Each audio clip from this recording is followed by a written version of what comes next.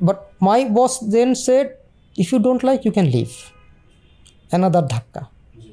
মানে কেউ যখন বলে ভালো না লাগলে চলে যাও, যতই ভালোবেসে বলুক তো ধাক্কা লাগে। I decided to leave.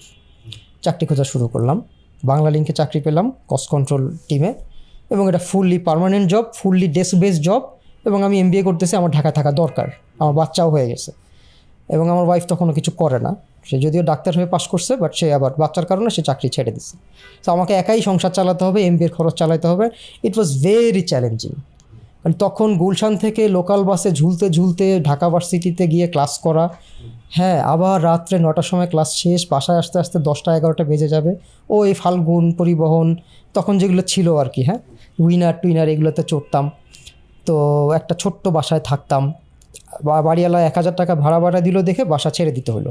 I cannot afford 1000 টাকা বাসা ভাড়া, আমার অ্যাফোর্ড করার উপায় নেই। কারণ আপনার মনে আছে ওই সময়ে আমরা 10 টাকায় সকালে নাস্তা হইতো, একটা পরোটার দাম ছিল 3 টাকা, আর ডাল ভাজি 4 টাকা, তাহলে 2টা পরোটা 6 টাকা, আর 10 টাকার ডাল ভাজি, আর 4 টাকার ডাল ভাজি, 6 + 4 10 টাকায় ভরপেট সকালের নাস্তা। 5 টাকার বার্গার, হ্যাঁ 5 টাকায় বার্গার পাওয়া যেত। তো ওই সময় বাসা ভাড়া 1000 টাকা বাড়ছে, ইটস নট অ্যাফোর্ডেবল। তখন আমি নিকুঞ্জ ছেড়ে আমি বাড্ডায় চলে আসলাম, সস্তা একটা বাসায় থাকা শুরু করলাম। এর মধ্যে জব চেঞ্জ হইলো, স্যালারি খুব বেশি বাড়ে নাই, বাট আমি আসলে কখনো টাকার ব্যাপারে কনসার্ন না, এটা আমার লাইফে একটা খারাপ দিকও অনেকে বলে। এখনও আমার একজন বস বলতেছে তুমি এত কম টাকায় জয়েন করছো কেন? আমি সে I am not a money freak.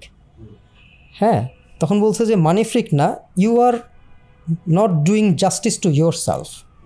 তোমার তো একটা প্রাইস আছে, হ্যাঁ তোমার টাকার দরকার নাই, তাই বললে তুমি 10 টাকার জিনিস কেন 5 টাকায় বিক্রি করবা?